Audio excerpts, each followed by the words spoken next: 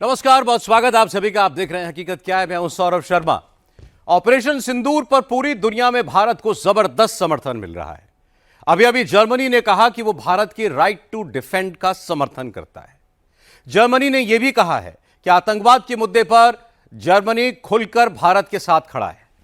इसके अलावा यूएई भी पाकिस्तान स्पॉन्सर्ड टेररिज्म के खिलाफ भारत के साथ आ खड़ा हुआ है। एशिया और ओशेनिया रीजन के 50 से ज्यादा टॉप डिप्लोमैट्स को आज ऑपरेशन सिंदूर पर ब्रीफिंग दी गई है। हिंदुस्तान का सर्वदलीय प्रतिनिधिमंडल ऑपरेशन सिंदूर के बाद इस वक्त जिन जिन देशों में जा रहा है, वहां दुनिया भारत के साथ खड़ी दिख रही है। विदेश मंत्री एस जयशंकर ने भी आज जर्मनी में पब्लिकली डिक्लेयर कर दिया कि हिंदुस्तान पाकिस्तान के न्यूक्लियर ब्लैकमेल से नहीं डरता और अपने तरीके से पाकिस्तान से डील करेगा। इस बीच मोदी सरकार एक बार फिर पाकिस्तान को एफएटीएफ की ग्रे लिस्ट में डालने की तैयारी कर रही है। पाकिस्तान के खिलाफ एक नया डोजियर रेडी हो रहा है। मतलब मोदी ने ऑपरेशन सिंदूर पार्ट 2 लॉन्च कर दिया है। पाकिस्तान पर एरियल स्ट्राइक के बाद डिप्लोमेटिक स्ट्राइक शुरू हो चुकी है। वाटर बॉम्ब से अब हमला शुरू हो चुका है। अभी अभी भारत ने पाकिस्तानी मिलिट्री एयरक्राफ्ट्स और सिविलियन विमानों के लिए नोटैम यानी नोटिस टू एयरमैन 23 जून तक के लिए बढ़ा दिया। तो क्या 23 मई से 23 जून के बीच फिर से कोई बहुत बड़ा एक्शन प्लान किया गया है? पाकिस्तान से जैसे रिएक्शंस आ रहे हैं उससे तो यही लग रहा है। मोदी ने तय कर लिया है, पाकिस्तान पर बारूदी धमाका होने वाला है। पैनिक, फियर और नरेंद्र मोदी की अगली स्ट्राइक का डर। ऑपरेशन सिंदूर पार्ट 2 का नाम सुनते ही मुनीर शहबाज ने क्यों कर दिया सरेंडर? ऑपरेशन सिंदूर पार्ट 1 ने दिया ऐसा झटका कि नाम सुनते ही पाकिस्तानियों को याद आने लगा है रावलपिंडी, लाहौर में हुआ बम धमाका। मुनीर को क्यों लग रहा है मोदी करने वाले हैं अब दूसरा धमाका? मोदी ने तो सिर्फ हिंट दिया है। पाकिस्तान में ऑपरेशन सिंदूर के एपिसोड 2 का जिक्र अभी से होने लगा है। नरेंद्र मोदी के न्यू नॉर्मल से, नरेंद्र मोदी मॉडल से पाकिस्तान डरा डरा सहमा सहमा दिख रहा है। मोदी दोबारा हमला करेंगे। मोदी रात में ऑपरेशन सिंदूर पार्ट 2 का ऑर्डर देंगे। पाकिस्तान में सायरन बज गया है और यह डर साफ साफ कैमरे पर दिखने लगा है। नरेंद्र मोदी और राजनाथ सिंह की इस तस्वीर ने इस्लामाबाद में शहबाज की और रावलपिंडी में मुनीर की नींद उड़ा दी है। और अब पाकिस्तान में कमेंट्री शुरू हो गई है कि क्या हिंदुस्तान का प्रधानमंत्री और रक्षा मंत्री अब किसी नए प्लान पर काम कर रहे हैं? मोदी का यह पोस्ट पढ़कर पाकिस्तानी बहुत घबरा गए हैं। कह रहे हैं, क्या मोदी सच में कोई बहुत बड़ा हमला तो करने नहीं जा रहे? और इसकी वजह बनी नरेंद्र मोदी की 40 मिनट वाली वो स्पीच जो उन्होंने कुछ घंटों पहले बीकानेर में दी है। मगर उस स्पीच के आखिरी 20 मिनट की गूंज इस वक्त भी पाकिस्तान में सबके होश फाख्ता कर रही है। इस्लामाबाद में पाकिस्तान के फील्ड मार्शल आसिम मुनीर की फील्ड मार्शल वाली ताजपोशी की चर्चा नहीं हो रही है। चर्चा इस बात की हो रही है कि जिस मुनीर की फौज को हिंदुस्तान ने ऑपरेशन सिंदूर में उठाकर पटका, क्या उस हारी हुई फौज को मोदी देने वाले हैं एक और झटका? गौर से सुनिएगा पाकिस्तानी क्या कह रहे हैं। पाकिस्तान का यह डर अच्छा है क्योंकि ऑपरेशन सिंदूर पार्ट 2 में पाकिस्तान पर सिर्फ बारूदी स्ट्राइक्स नहीं होंगी, पाकिस्तान पर आर्थिक स्ट्राइक भी होगी, पाकिस्तान पर वाटर बम से भी स्ट्राइक होगी, पाकिस्तान पर डिप्लोमेटिक स्ट्राइक भी होगी। मोदी पाकिस्तान को पाई पाई के लिए मोहताज कर देंगे और इसका अंदेशा लगते ही पाकिस्तान में हड़कंप मचना शुरू हो गया है। भूकंप आ गया है और इस भूकंप का सबूत इस वक्त आपकी टीवी स्क्रीन पर है। मोदी ने गुरुवार को पाकिस्तान का कच्चा चिट्ठा खोला और शुक्रवार को पाकिस्तान पर्चा जारी करते हुए मोदी से माफी की भीख मांगने लगा। पहली लाइन में ही कहने लगा कि हिंदुस्तान की लीडरशिप इतना आक्रामक बयान ना दे। 22 अप्रैल के बाद 10 मई तक हर रोज हर घंटे हिंदुस्तान को एटम बम की धमकी देने वाला पाकिस्तान अचानक से घबराया घबराया दिख रहा है। बाकायदा हिंदुस्तान के प्रधानमंत्री का जिक्र करके बख्श देने की दुहाई मांग रहा है।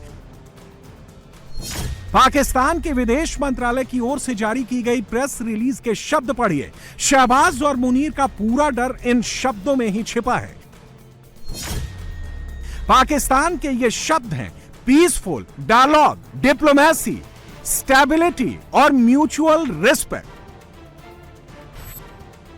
पाकिस्तान अचानक से शांति की बात नहीं करने लगा है, डिप्लोमेसी और डायलॉग की बात नहीं करने लगा है। पाकिस्तान के बदले बदले सुर की वजह नरेंद्र मोदी है और मोदी की बीकानेर में दी गई वो स्पीच है जिसके बाद पाकिस्तान में सबका ब्लड प्रेशर बहुत बढ़ गया है। पाकिस्तान में सिर्फ ऑपरेशन सिंदूर पार्ट 2 का खौफ नहीं दिख रहा, अब तो पाकिस्तानी मोदी मॉडल की बात करने लगे हैं। अपने मियां शहबाज को मोदी से ही सीखने को कहने लगे हैं। नरेंद्र मोदी के अगले सबसे बड़े स्ट्राइक से पाकिस्तान कितना घबरा रहा है, इसका सैंपल भी अब पाकिस्तान से आ गया है। घबराहट में अक्सर लोगों से गलती हो जाती है। पाकिस्तान से यह गलती हो गई है और पाकिस्तान की यह गलती कैमरे पर पकड़ी गई है। इस फ्रेम में आप जिस शख्स को देख रहे हैं वो ISPR का डीजी लेफ्टिनेंट जनरल अहमद शरीफ चौधरी है, जो विदेशी चैनल्स के इंटरव्यू में मानता है कि इस बार भारत ने बहुत मारा, मगर जब प्राइवेट इवेंट में जाता है तो आतंकवादी हाफिज सईद की भाषा बोलता है। आज आपको बहुत गौर से पाकिस्तान की सेना और हाफिज के बयान का एक एक शब्द सुनना चाहिए। आप समझ जाएंगे कि दोनों का स्क्रिप्ट राइटर एक ही है। हिंदुस्तान के मोस्ट वांटेड आतंकी हाफिज सईद और पाकिस्तानी सेना के डीजी ISPR की भाषा एक जैसी है। दुनिया के अलग अलग देशों में पहुंची टीम इंडिया पूरे विश्व को यही समझा रही है, पाकिस्तानी स्टेट और नॉन स्टेट एक्टर्स में कोई फर्क नहीं है, दोनों एक जैसे हैं। इसके सबूत दिखा रही है। और अब पाकिस्तान के खिलाफ एक और सबूत भारत के हाथ लग गया है। वो सबूत इस वक्त आपके कैमरे पर है। ये लश्कर का वही अब्दुल रऊफ है जिसे पाकिस्तान आम शहरी बताता है।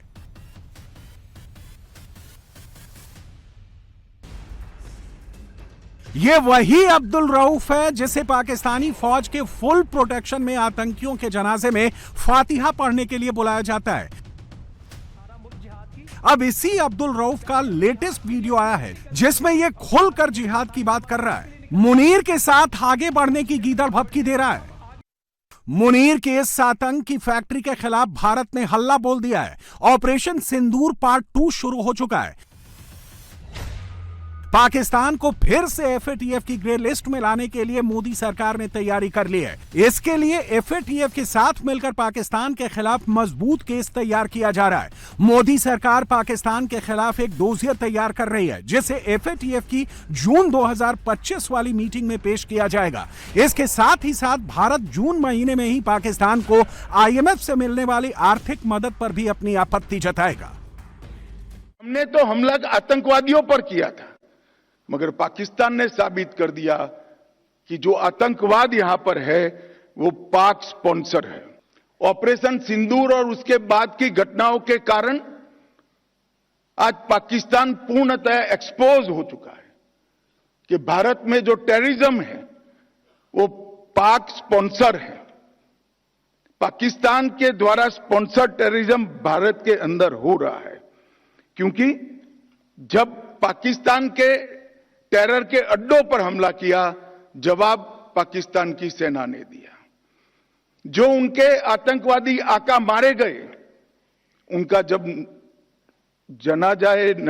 नमाजे जनाजा जब हो रहा था, पूरी दुनिया ने देखा पाक सेना के आला अफसर इनके कॉफिन को कंधा भी दे रहे थे और वहां नमाज पढ़ने के लिए उपस्थित भी थे। एक प्रकार से अब तक पाकिस्तान जो डिनाई कर रहा था वो आज दुनिया के सामने ऑपरेशन सिंदूर के बाद पूर्णतया एक्सपोज हो चुका है कि भारत में टेररिज्म पाक स्पॉन्सर टेररिज्म है। इसमें अब दुनिया में किसी को शंका नहीं रही। मोदी ने पाकिस्तान का तो फुल एंड फाइनल इंतजाम कर दिया है। ऑपरेशन सिंदूर पार्ट 2 के तहत पाकिस्तान के खिलाफ डिप्लोमेटिक युद्ध भी काफी आक्रामक हो चुका है। लेकिन देश के भीतर मोदी के कुछ विरोधी हैं जो इस वक्त पूरी तरह पाकिस्तान के कैंप से खेल रहे हैं। कभी विदेश मंत्री एस जयशंकर के खिलाफ तो कभी प्रधानमंत्री मोदी के खिलाफ कांग्रेस का इकोसिस्टम नॉन स्टॉप पाकिस्तान के एजेंडे को हवा देने वाला नैरेटिव बिल्ड कर रहा है। और इसमें सबसे बड़ा नाम राहुल गांधी का है। राहुल को मोदी की बीकानेर वाली स्पीच पसंद नहीं आई तो पहले हिंदी में अपनी खींच उतारी। जब इससे मन नहीं भरा तो शुक्रवार को राहुल ने भारत की विदेश नीति पर सवाल खड़े करते हुए यह झूठ तक फैला डाला कि पहलगाम हमले के बाद दुनिया के किसी देश ने पाकिस्तान की निंदा तक नहीं की है।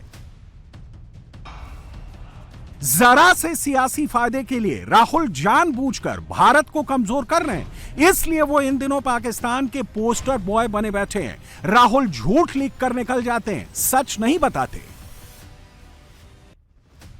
सच यह है कि पहलगाम हमले के बाद अमेरिका, इजराइल, ब्रिटेन, फ्रांस, रूस, UAE, Qatar, Australia, Netherlands, Panama जैसे कई देशों ने हिंदुस्तान का साथ दिया। पाकिस्तान स्पॉन्सर्ड आतंकवाद के खिलाफ जाकर बयान दिया, लेकिन राहुल ने जरा से सियासी माइलेज के लिए देश का ही नुकसान कर दिया।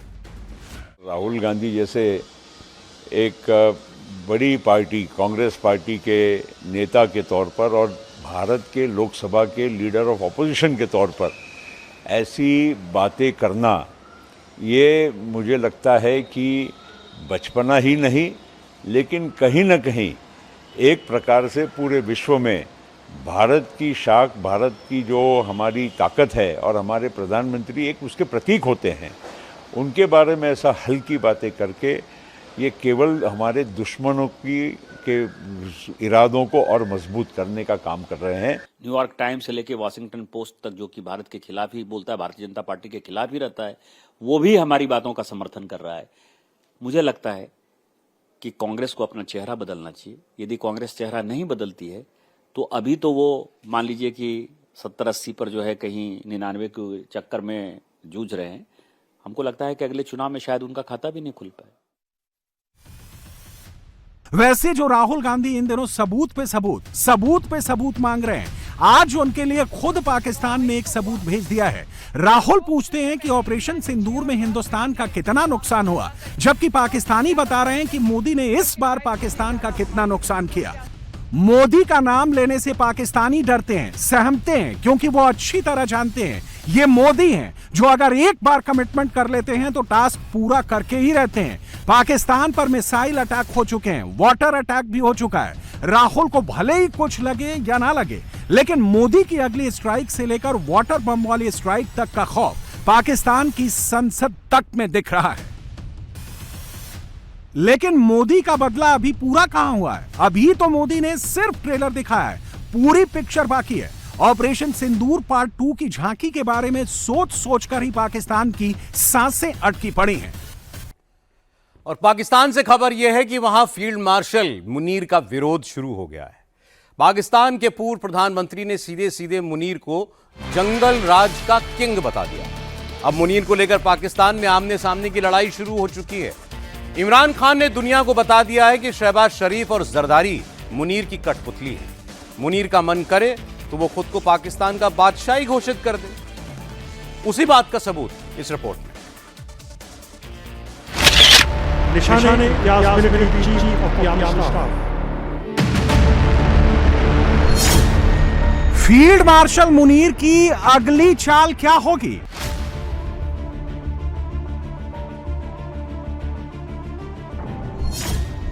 क्या जनरल मुनीर अब शहबाज की कुर्सी छीनेगा? क्या शहबाज को गिराकर मुनीर पाकिस्तान का बादशाह बन जाएगा? क्या फील्ड मार्शल मुनीर के अंत की स्क्रिप्ट भी लिखी जा चुकी है? पाकिस्तान में 24 घंटे से कई शब्द लगातार गूंज रहे हैं। फील्ड मार्शल मुनीर, बादशाह मुनीर, धोखेबाज मुनीर। निशाने इम्तियाज मिलिट्री चीफ। पाकिस्तान में चर्चा इस बात की हो रही है कि फील्ड मार्शल का बैज मुनीर को वजीर आजम शहबाज और प्रेसिडेंट जरदारी ने दिया है, या उन्हें ऐसा करने के लिए मुनीर ने कहा है। इस कयासबाजी के पीछे की ठोस वजहें हैं। इस्लामाबाद में बैटन सेरेमनी से पहले जनरल मुनीर ने कोर कमांडर की बैठक बुलाई थी। मुनीर उसमें 5 स्टार वाली ड्रेस पहनकर पहुंचे थे। इसी वजह से आम पाकिस्तानी ये सवाल पूछ रहे हैं कि अगर फील्ड मार्शल का ओहदा शरीफ की कैबिनेट ने दिया है तो बैटन सेरेमनी से पहले ही 5 स्टार लगाकर कोर कमांडर की बैठक में मुनीर क्यों पहुंचा? पाकिस्तान में सोशल मीडिया ऐसी पोस्टों से भरा पड़ा है जिसमें यह हवाला दिया जा रहा है कि मुनीर जंग हारकर भी जीत गया और पाकिस्तान एक बार फिर हार गया। सोशल मीडिया में लोग मजे लेकर पूछ रहे हैं कि आसिम मुनीर ने कौन सा तीर मारा है जो उसे फील्ड मार्शल का बैज पहनाया गया है।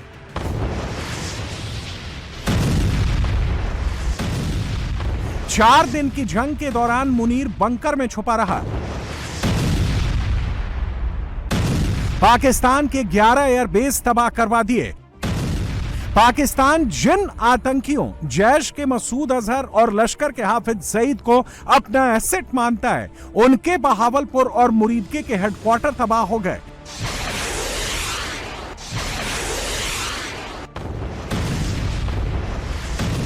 मुनीर के आर्मी चीफ रहते बलूचिस्तान और खैबर पख्तूनख्वा में 700 से ज्यादा टेरर अटैक हुए।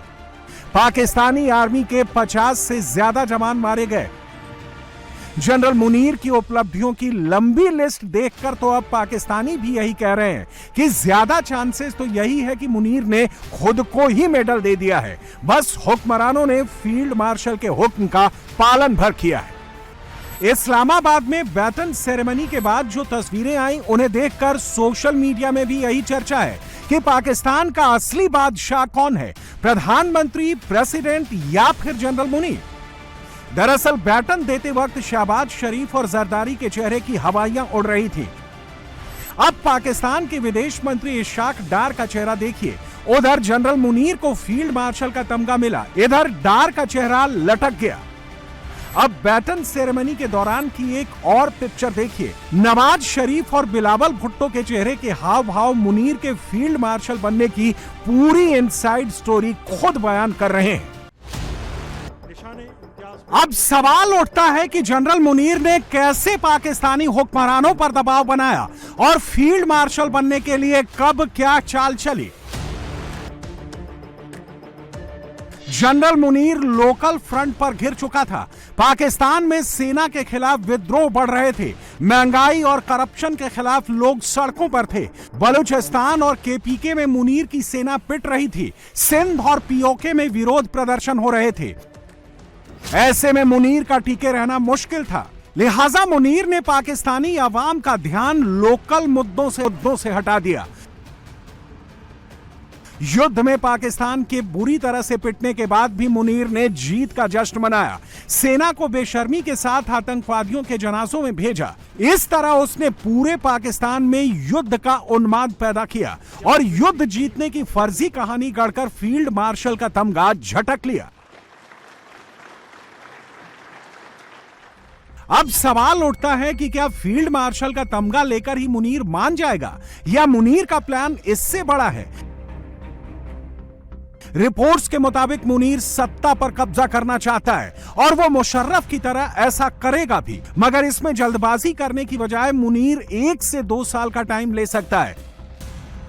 मुनीर को पता है कि शहबाज शरीफ और बिलावल भुट्टो पाकिस्तानी आवाम के बीच उतने लोकप्रिय नहीं हैं जितना इमरान खान है। ऐसे में इमरान की सत्ता में वापसी का डर दिखाकर वो शरीफ परिवार और भुट्टो खानदान को कंट्रोल करेगा। इमरान खान और मुनीर की दुश्मनी जग जाहिर है। मुनीर के फील्ड मार्शल बनाए जाने की खबर जैसे ही अडियाला जेल में बंद इमरान खान को मिली तो कैप्टन ने जनरल मुनीर का मजाक उड़ाया।